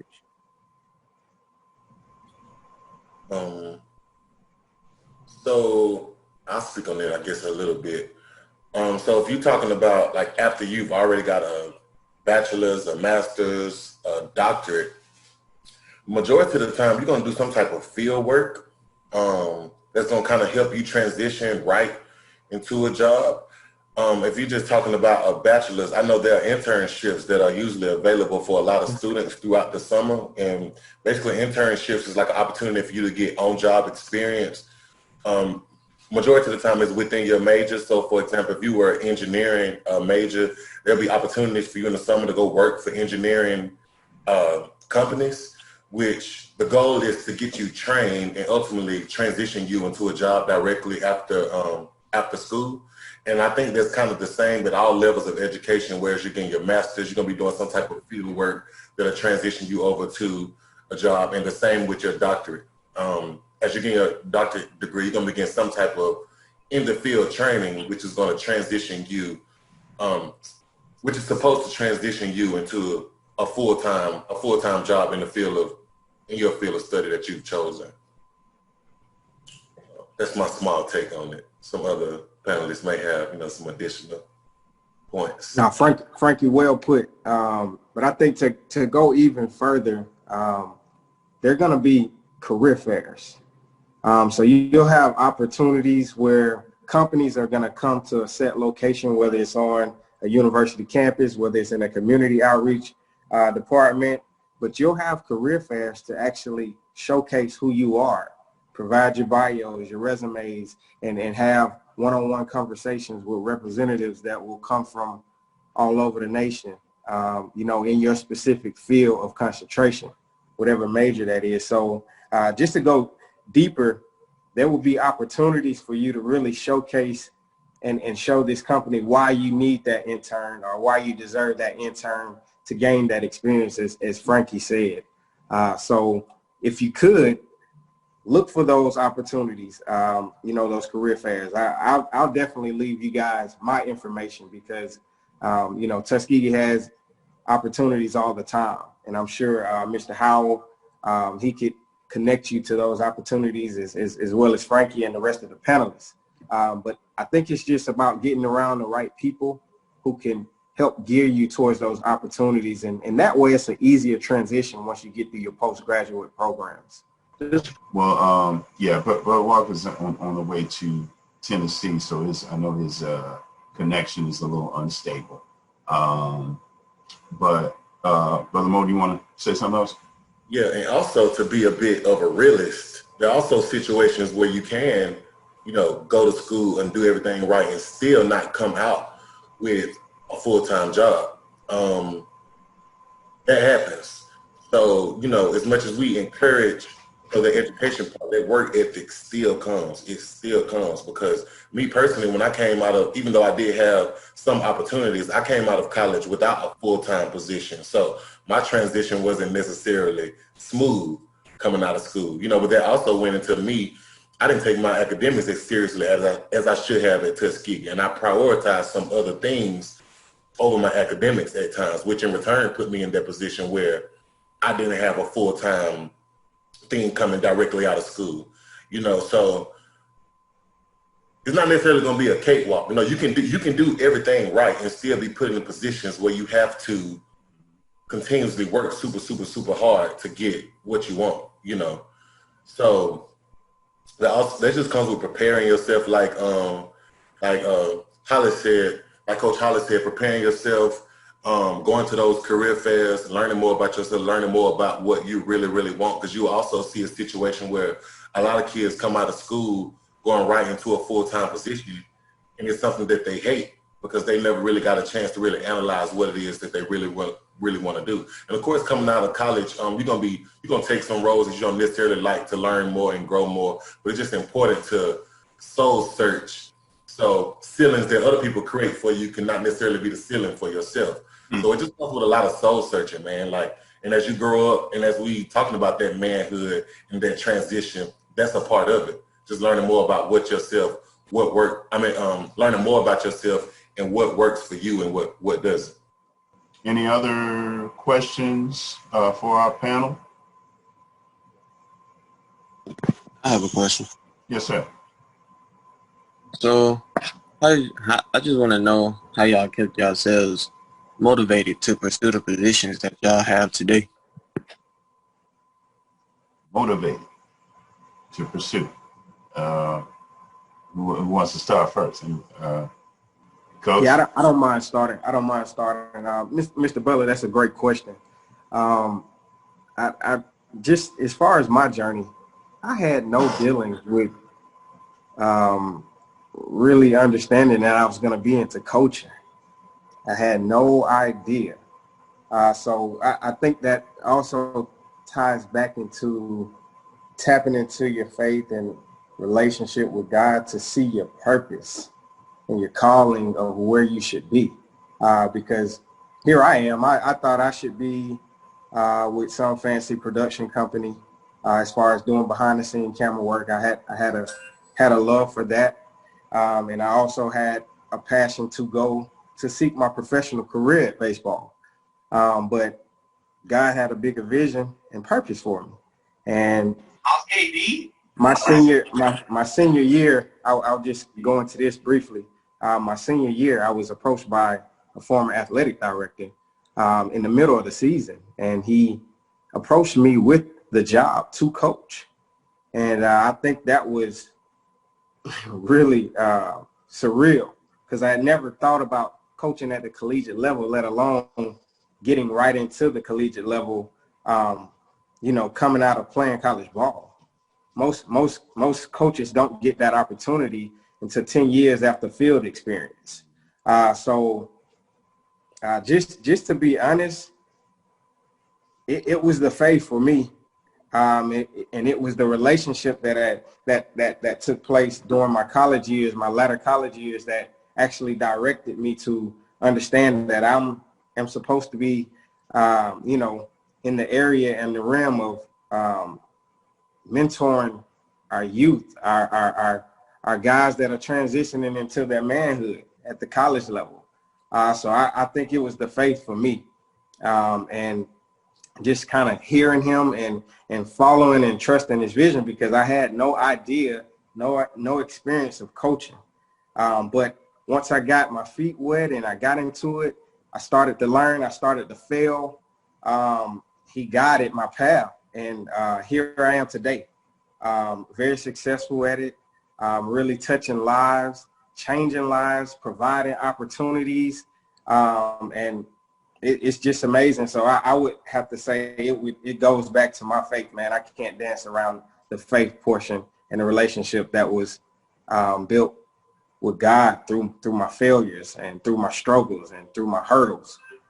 So that's really what put me in my direction with where I am right now. So unlike a lot of people, I don't treat this as a career. This is my passion.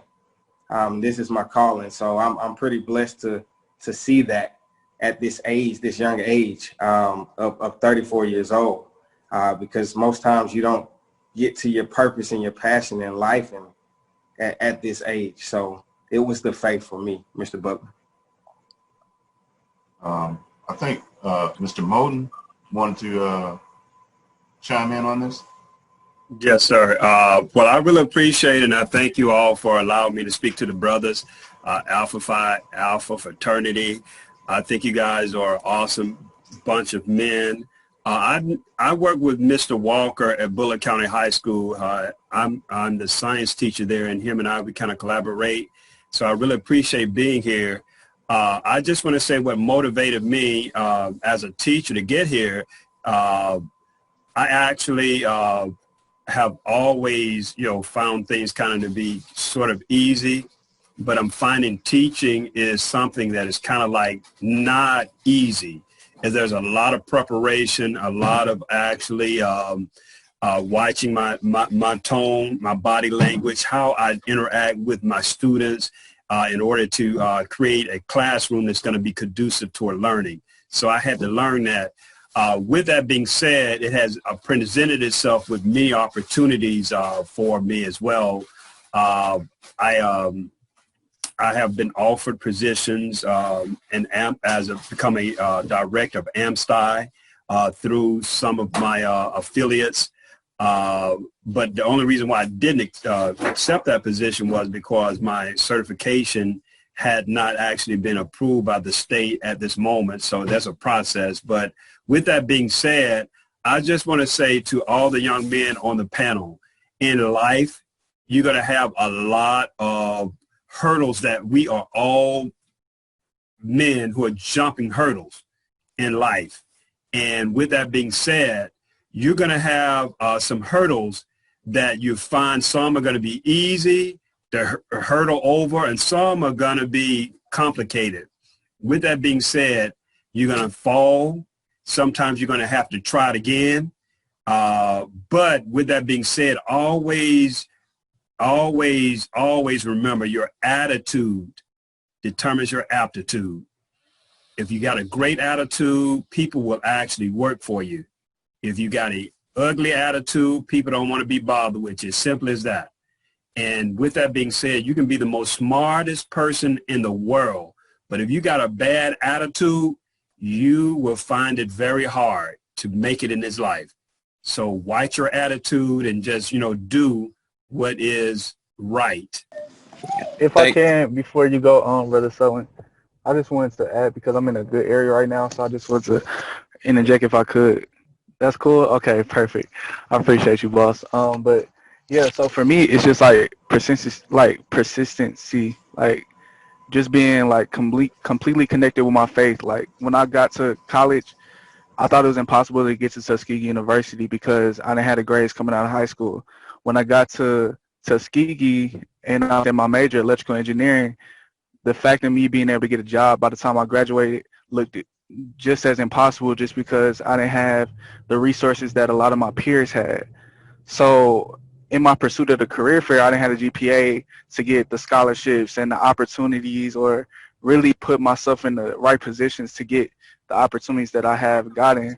But I never gave up. I never gave up on the thought of the reality that God put in my head. Like I never gave up on what I believe God called for me, like what I believe God had for me before I left at this stage in my life. So I think that you just have to be connected and you just believing in your faith, and believing that regardless of what the situation looks like you're going to make it, you're going to be successful as long as you put in the work and you just constantly believe and just stay on your pursuit and your journey, because it's going to be tough, it's going to be hard, and it may look impossible. I know it looks impossible for me every single stage that I get to, but I constantly pursue, and my relationship with God and my faith rise all the more every single time and get stronger and stronger because of the persistency and my connection with God. So,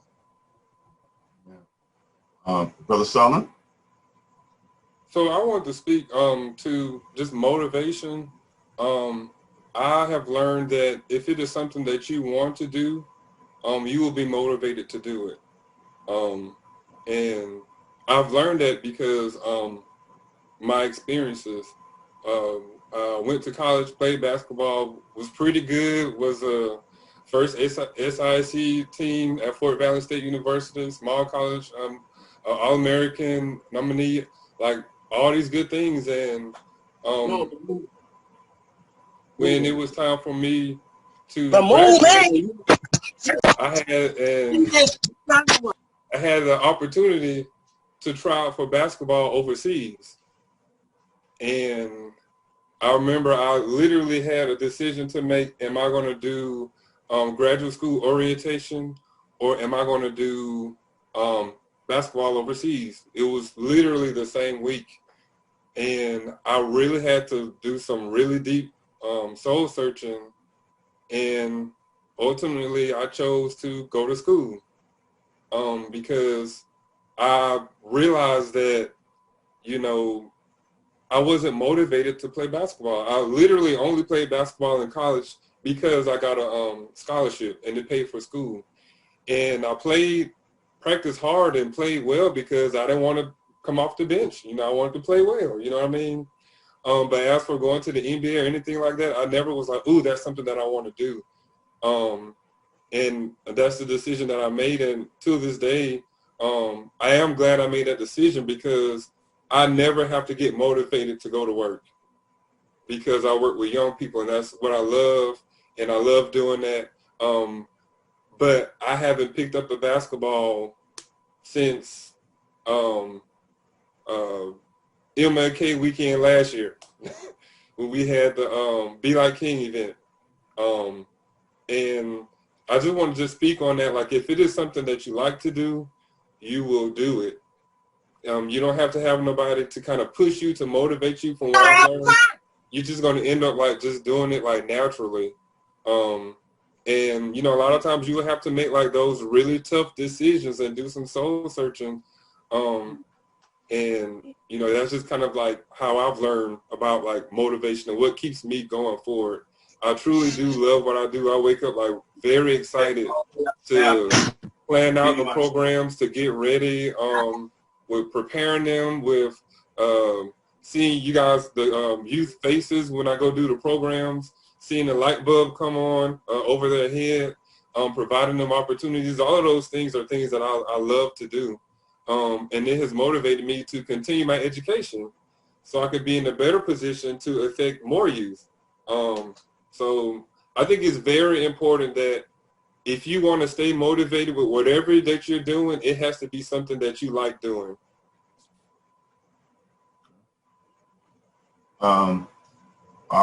Is there one last question from any of our participants for this panel before I wrap up? I just want to say thank you to everybody who answered my question. Well, we thank you for registering and coming on and participating. It's definitely been, I think, enlightening for all of us, even those who are supposed to be facilitating this.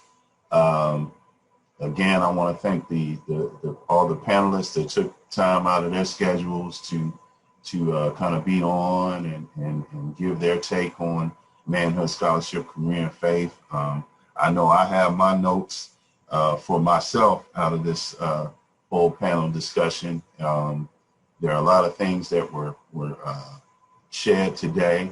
We did record it. We're gonna have it to make it shareable for those who couldn't be on, for those students that were not on and couldn't make it on, that may have missed it. But again, you heard a lot as far as manhood and transition decisions, scholarship. I heard academic morals, the importance of scholarship. That scholarship is pretty much in anything that you do. Career, I heard from one of the students what you plan to do for your whole life. Work ethic. As far as faith, something you believe in. Emotional strength. You got to keep pushing. It's reassurance in yourself and confidence. Completely trusting. Trusting the unseen. And I heard a lot of soul searching. But definitely, this has been a great event. I admit that, you know, I had to use faith this morning. Even last couple of days, you know, we had like 3 students registered. And I was like, man, I got these guys on, they're taking times out of their schedule. And I know all of them are pretty much the same way that I am. If it's only 1 or 2, it's still worth our time and worth, you know, our efforts. But, and I told my fiance this morning, I was like, well, we only had 3 or 4 registered, but maybe some will come in this morning. And sure enough, Brother Anwar Walker called me this morning, and he was like, before I left for work, well, you know, I want to ask my students to make sure that they start registering at homeroom, and then they kept coming. So, you know, that's how God works. It's gone beyond even what I thought it would be and to what he would have it to be. So, again, thank you all. Any of our panelists want to say anything on the way out to our young men? I do want to say something. Yes, Brother Walker. I just think, like, just from hearing after today, man, like, you guys are really bright and a lot better than a lot of me and my peers were at your age. And just keep on in the pursuit. Keep on in the pursuit. And I'm looking forward to see where you guys are going for real, because you guys are really just hit on a lot of wise things that really it took it completely out of perspective. Like, you guys completely impressed me, and I'm really proud of each and every one of you guys who spoke up. And even if you didn't, I encourage you to just speak your voice, and you'll learn that over time. But great discussion today, guys. And I also appreciate the opportunity, Brother Howard. No problem, but Pastor. Yes, Brother Howard, thanks a lot for having me. To all of our young brothers, this simple word: never give up. Never, ever give up. Whatever you do, never give up. Yeah. Well, we're our chapter is. Oh, Coach Hollins. Yeah, I just wanted to say thanks again for having me on, and to the young men from Bullitt County and PTW, very bright, great dialogue. I just want to extend the opportunity to be a mentor. So make myself accessible, make my guys accessible to you for your development. So I definitely leave my contact, and I would look forward to maybe having the guys on campus or even getting to your campuses just to spend more time with you. Well, Coach, we're hoping that in the spring we can get to the field and the new scoreboard and having them out there. So hopefully. Always welcome. Oh yeah. And also, as far as Alpha Nu Lambda and Gamma Phi chapters, we always have our MLK, our Be Like King male retreat in January. We're looking at options. It may be virtual, and we'll definitely invite all of you all in what capacity we do it.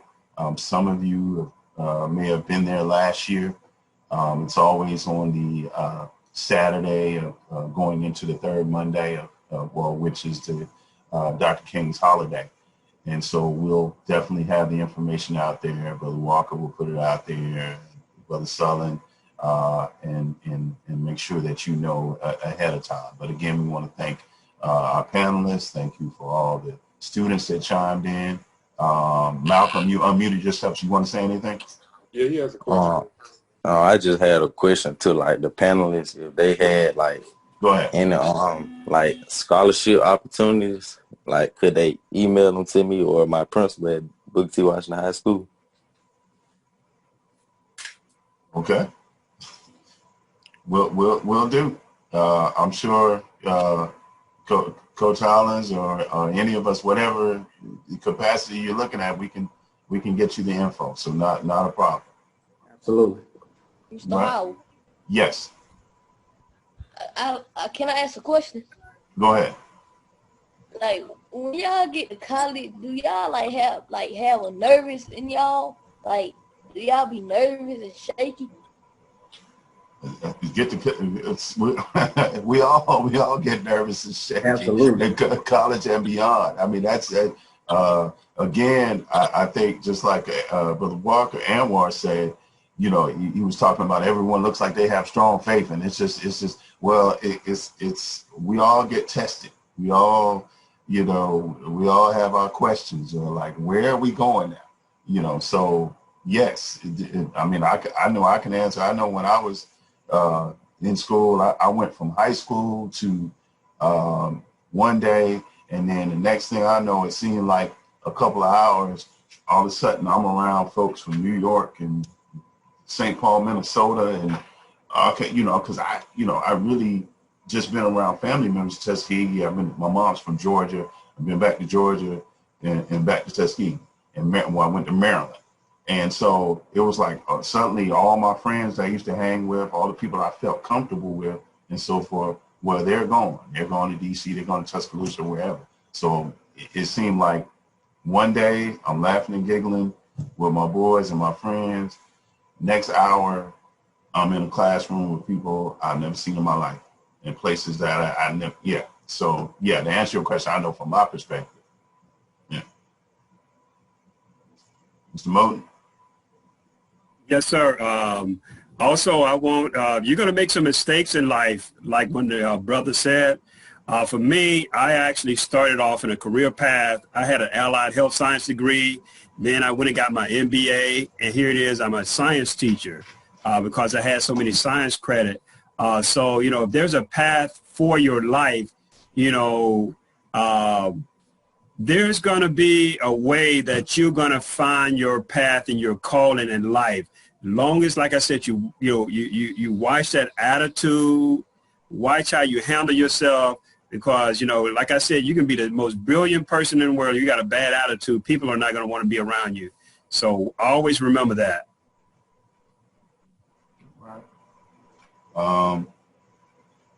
Any other questions on the way out?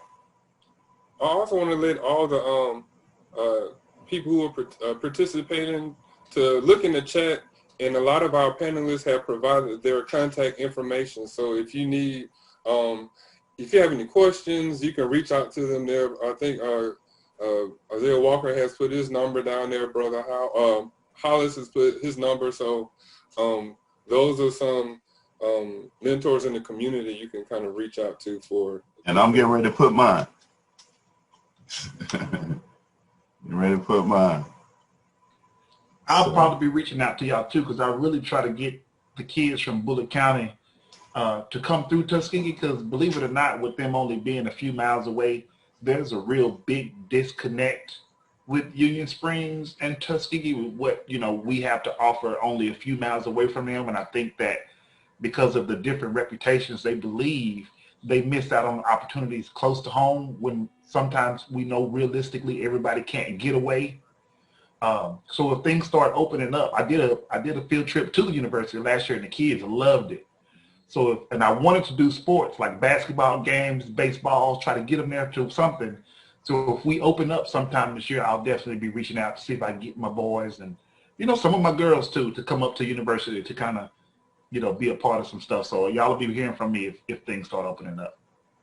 You got the resources, bro. You got Coach Hollins up here. You got me and I work with student life all the time, so we can make it happen. And I have a lot of kids interested in baseball too that I'm learning about that I don't think really have the access to it. So you'll probably be hearing from me, Coach Hollins. Yeah, absolutely. I look forward to that. All right.